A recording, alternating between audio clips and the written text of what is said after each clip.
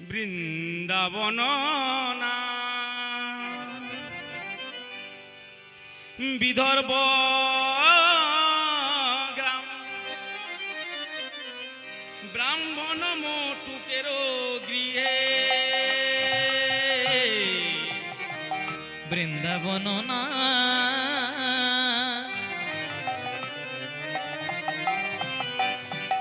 বিদর্ভ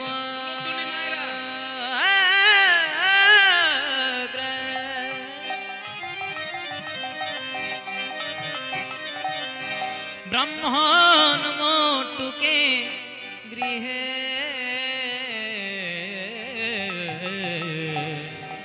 বৃন্দাবন না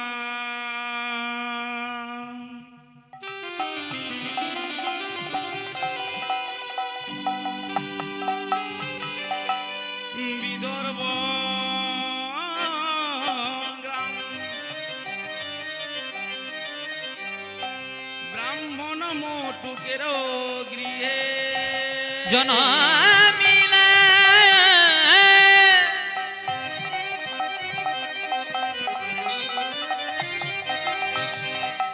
ভক্ত বাঞ্ছা প্রাণ গোবিন্দের সাথে লীলা করার লাগি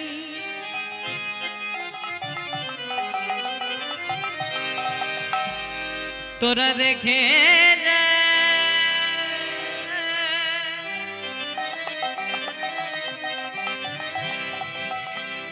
ওরে বৃন্দাবনবাসী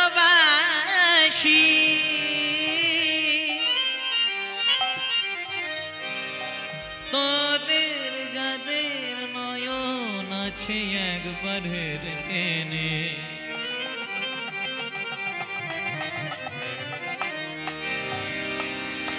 এমন ভক্তের কথা বলা যায় না বলা যায় না যায় না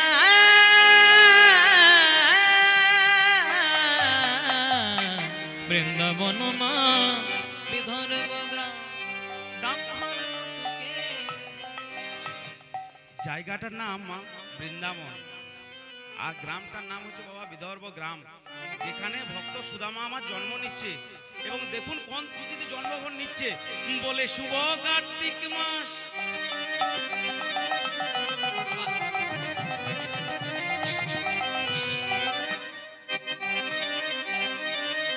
উত্থান একাদশী শুভ কার্তিক মাস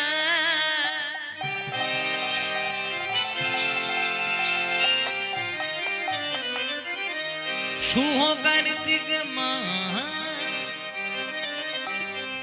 তাই উত্থান একাদশী জনম নিল সুদামা গো, জনম নিল সুদামা গো। আবার শুভ কার্তিক মাস উত্থান একাদশী জনমিল সুদামা গো, জনমিল সুদামা। পিতার নাম বাবা মুটুক ব্রাহ্মণ আর মাতার নাম রচনা দেবী। শুভ কার্তিক মাসে আজ আমার সুদামা জন্ম নিচ্ছে। তিথিটা হচ্ছে বাবা একাদশী, শুধু একাদশী নয় বাবা, উত্থান একাদশী।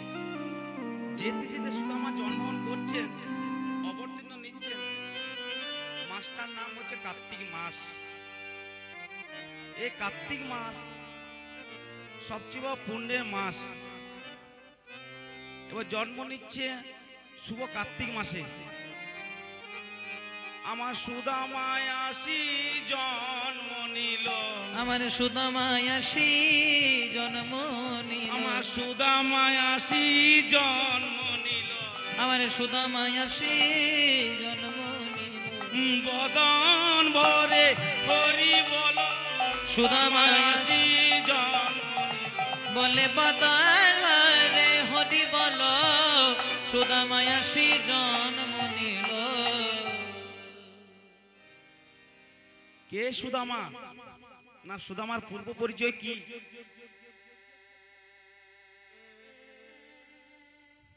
আমার ত্রেতায় ভরত এসে জন্ম নিল, ত্রেতার ভরতে সে জন্ম নিল।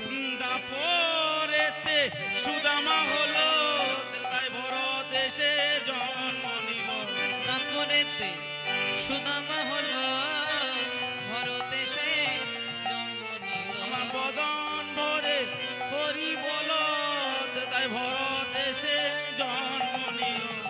বলে বদন ভরে সবাই হরি বল, ভরতে সে জন্ম নিল। ভক্তমণ্ডলী, আমার ভক্তি মুক্তি মায়েরা, যে দাপর যুগে কৃষ্ণ বন্ধু কৃষ্ণ ভক্ত সুদামা পূর্বে জন্মেছিলেন বাবা কৈকেয়ীর পুত্র রামের আদরের ভাই ভরত, রাজা দশরথ নন্দন, যার নামটি ছিল বাবা ভরত। ত্রেতা যুগে যিনি ভরত, তিনি হচ্ছেন দাপর যুগে ভক্ত সুদামা। এখন আমাদের মনে প্রশ্ন জাগে বাবা, যে ভরতই যে সুদামা, তার প্রমাণ আমরা কেন মানব? ত্রেতা যুগে রাজা দশরথের এক কঠিন ব্যাধি হয়েছিল, আপনারা জানেন। এই যে দেখাচ্ছে আঙ্গুল দুটো গলে খসে কিমি কিটে দুর্গন্ধে পচে পরিপূর্ণতা হয়ে গেছিল বাবা। তখনকার দিনে ছিল না ডাক্তার, ছিল কবিরাজ, সবাই আসে বিফল হয়ে ফিরে যায়। রাজা দশরথের রোগ কেউ ভালো করতে পারল না বাবা। রাজা দশরথের মৃত্যু নিশ্চিত হয়ে পড়ল। তখন এমন সময় এক কবিরাজ এলেন, এক অনামিকা বলে এক কবিরাজ এলেন, বললেন রাজা দশরথ আপনি ভালো হয়ে যাবেন, সুস্থ হয়ে যাবেন যদি আমার কথাটা শুনেন। না কি কথা? না আপনার তো তিনজন স্ত্রী আছে, রামের মা কৌশল্যা, ভরতের মা কৈকেয়ী, লক্ষণ শত্রুঘ্নের মা সুমিত্রা।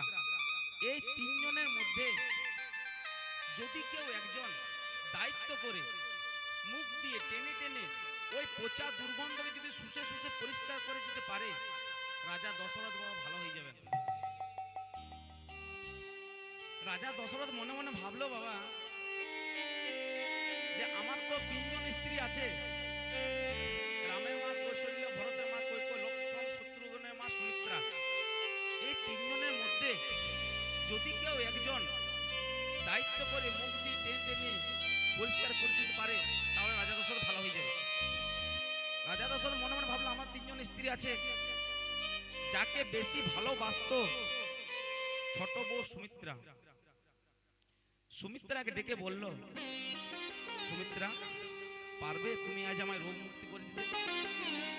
আজ তুমি আজ আমায় মৃত্যুর হাত থেকে বাঁচিয়ে দিতে পারবে? সুমিত্রা বলে, স্বামী আমি আমার জীবন প্রাণ দিয়ে দেবো, কিন্তু আমি মুখ দিয়ে শুষে শুষে পরিষ্কার করে দিতে পারবো না। রাজা দশরথ মনে মনে ভাবলো, আমার তো আরেকটি বউ আছে, রামের মা কৌশল্যাকে ডেকে বলল, কৌশল্যা তুমি পারবে আজ আমায় জীবন বাঁচিয়ে দিতে? কৌশল্যা বলে, স্বামী আমার দ্বারা হবে না। তাহলে বাবা সেবা করার দায়িত্বটা কে নিয়েছিল? না এই সংসারে প্রতিটি সদবা রমণীর অহংকার হচ্ছে তার স্মৃতি। কৈকেয়ী বলল, স্বামী আমি করব তোমার সেবা। দিনের পর দিন সেবা করে রক্তপুঞ্জ টেনে টেনে আজ আমার স্মৃতি সিন্ধু রক্ষা করার জন্য আজ আমি নিজের জীবন রেখে আজ আমি তোমাকে বিপদ থেকে উদ্ধার করব। রাজা দশরথ কৈকেয়ী বলল, কৈকেয়ী তুমি পারবে? বললো, হ্যাঁ স্বামী আমি পারবো। কৈকেয়ী দিনের পর দিন সেবা করে রাজা দশরথকে মা মুক্তির হাত থেকে বাঁচিয়ে দিল।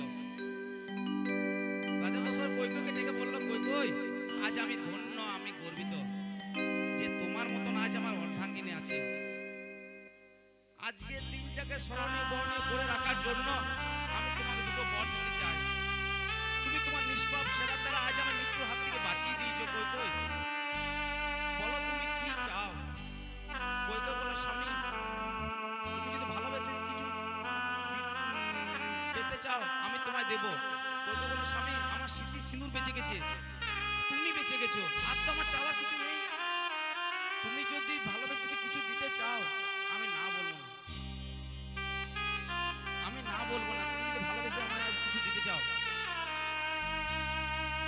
সকাল হয়ে গেল বাবা। দিনের পর দিন সেবা করে রাজা দশরথ মৃত্যুর হাত থেকে বাঁচিয়ে দিল। তুমি তোমার তুমি যদি ভালোবেসে যাও, আজ আমায় কিছু দিতে চাও, আমি না বলবো। যদি আমার কোনোদিন প্রয়োজন হয় আমি নিজের থেকে চেয়ে নেব। প্রয়োজন লাগলো না বাবা। রাজা দশরথ সিদ্ধান্ত নিলেন, না না কাল উষা লগ্নে বংশের বড় ছেলেকে রামকে করবেন অযোধ্যার রাজা। চতুর্দিকে খবর গেল বাবা, না রাম হবে অযোধ্যার রাজা। খবরটা বাবা কৈকেয়ীর কানেও গেল। কৈকেয়ীর এক দাসী ছিল, কি নাম, না মন্থরা। মন্থরাকে কৈকেয়ী গিয়ে বলল, কৈকেয়ী খবর শুনেছো, না রাম হবে অযোধ্যার রাজা। কৈকেয়ী মা খবরটা শোনা মাত্রই ওই মন্থরার গলায় একটি মূল্যবান হার গলায় পরিয়ে দিল। বলল, কৈকেয়ী মন্থরা, এই দেখ আমাদের বংশের বড় ছেলে রাম হবে অযোধ্যার রাজা, এই দেখ তোকে আজ আমি উপহার দিলাম। মন্থরা সঙ্গে সঙ্গে বলল, বাবা কৈকেয়ী তোমার খুব আনন্দ হচ্ছে তাই না? তোমার খুব ফুর্তি হচ্ছে যে তুমি আজ আমায় উপহার দিচ্ছ। শোনো, কাল যদি অযোধ্যা রাম রাজা হয় আর কৌশল্য হবে সে রাজার মা, কৌশল্য সে রাজার মা হয়ে কাল থেকে তোমার সতী হয়ে তোমার মুখের উপরে ছড়ি ঘোরাবে, সেটা কি দেখতে ভালো লাগবে? এক কথাতে বাবা জবাব পেয়ে গেল। কাল সকাল হতে না হতে রাজা দশরথের কাছে পৌঁছে গেল কৈকেয়ী। স্বামী, শুনলাম আপনি নেই কাল সকাল ভোরে রামকে করবে অযোধ্যা রাজা। না, যে বর দুটো তোমার কাছে আমি রেখে গিয়েছিলাম সেই বর দুটো আজ আমি তোমার কাছে নিতে এসেছি। যে বর দুটো তোমার কাছে রেখে গিয়েছিলাম সেই বর দুটো আজ আমি তোমার কাছে নিতে এসেছি। না কি বর? না এক বরে আমার ছেলে ভরতকে করতে অযোধ্যা রাজা, আরেক বরে বংশের বড় ছেলেকে রামকে পাঠিয়ে দিতে হবে 14 বছরের জন্য বনবাসে। রাজা দশরথ স্বামী হয়ে কৈকেয়ীর চরণ তলে গিয়ে বলল, বাবা না বলো না, না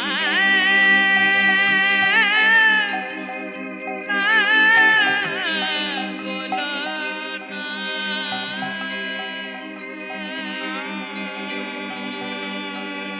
বলো না, না বলো না। ওগো আমার কৈকেয়ী, তুমি এমন কথা বলো না গো, বলো না, বলো না। কোই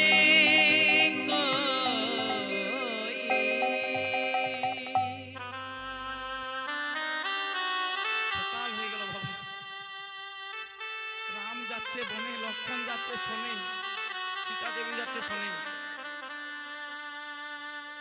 রাজা দশরথ কাঁদতে কাঁদতে রামকে বলল, বাবা রাম, আমি তোর মনের ইচ্ছা পূরণ করতে পারলাম না বাবা।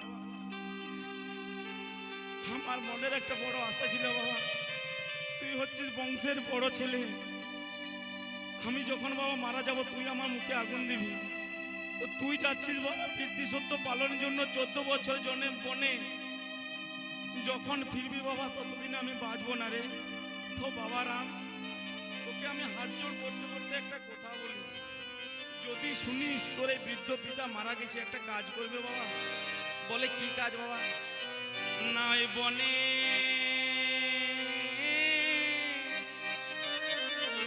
আমায় পিণ্ড দিয়ে দিবি, ওই বনে পিণ্ড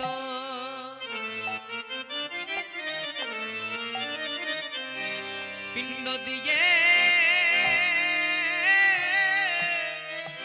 দিবি। আমার কথাটা রাখিস বাবা। ওরে রাম যখন শুনবি তোর পিতার বেঁচে নেই, বড় আশা করেছিলাম বাবা। ওই বনে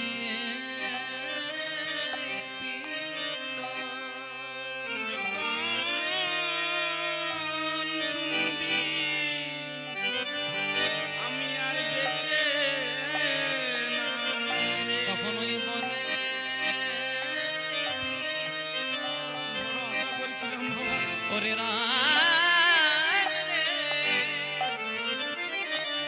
তুই আমার বংশের বড় ছেলে,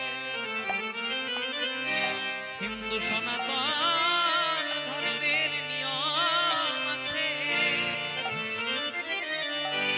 যখন কোনো বাবা মা মারা যায় তখন তাদের ছেলেরা তাদের মুখে আগুন তুলে দেয়। কিন্তু ওরে রাম রে, মুখে আগুন তো দেওয়া হলো না বাবা, যতদিন তুই বনে থাকবি আর আমি এই ঘরে থাকবো ততদিন আমার বুকে দাও দাও করে আগুন জ্বলবে। কিন্তু আমার একটা কথা, যদি মনে থাকতে থাকতে জানতে পারিস তোর এই অভাগা পিতা মারা গেছে, তখন ওই বনে পিণ্ড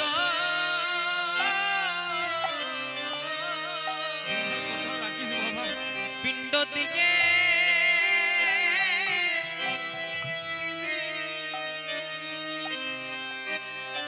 যখন শুনবি আমি মারা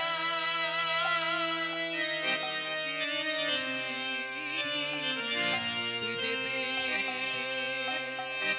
আমার কথা, তুই ওই বনে পিণ্ড পিণ্ড দিয়ে দিবি শুনে গেলাম শত যেন তোরে পুত্র করে আমার কোলে পাইলে শত জন্মের মতো যেন তোরে পুত্র করে কোলে পাইলে একজন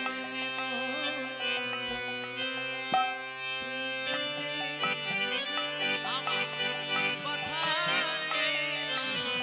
একজন আমার কথা রাখিস বাবা, বড় আশা করেছিলাম। তুই ওই বনে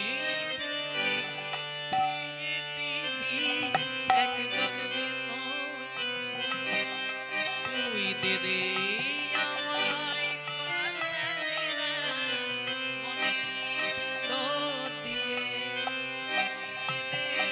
আমায় কথা দে রাম বনে পিণ্ড দিয়ে দে দে আমায় কথা দে রাম বনে পিণ্ড দিয়ে দে দে আমায় কথা দে রাম বনে তুই দে দে আমায় কথা দে রাম বনে পিণ্ড দিয়ে দিবি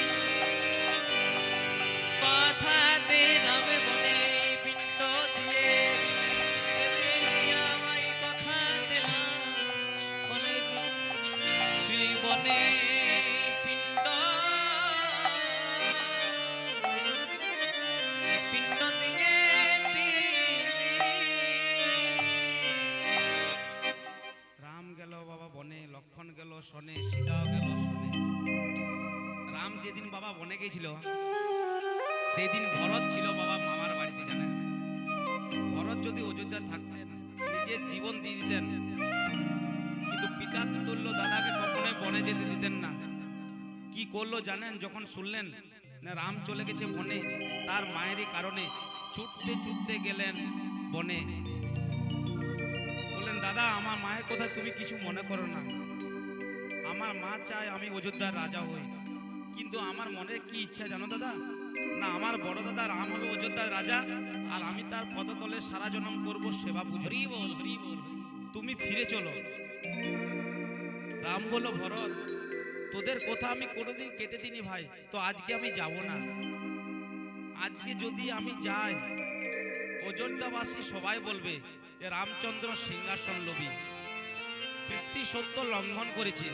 বলছে, দাদা তাহলে কি আমি খালি হাতে যাব? বলছি, তোকে তো আমার দেওয়ার মতো কিছু নাই রে, তোকে আমি কি দেব?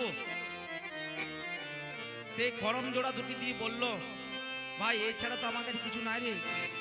সেই খড়ম জোড়া দুটি দিলেন, দিয়ে ওই খড়ম জোড়া দুটি মাথায় নিয়ে নয়ন জলে বুক ভাসাতে ভাসাতে মা অযোধ্যায় ফিরে এলেন।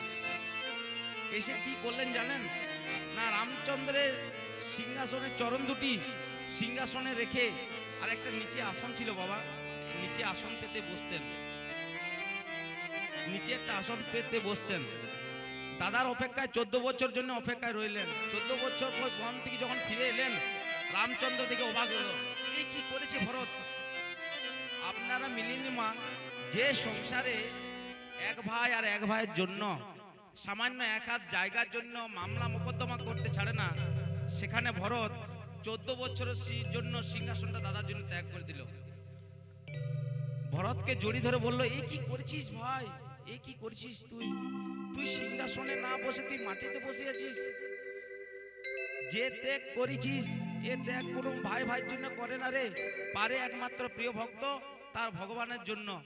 আমি তোকে আশীর্বাদ করলাম, সংসারে যে যেমন কর্ম করবে সে তেমনই ফল পাবে। আমি ত্রেতায় রাম, তুই ভরত, আমি হব দ্বাপরে কৃষ্ণ, তুই হবি আমার প্রিয় ভক্ত, তোর নাম হবে ভক্ত সুদামা।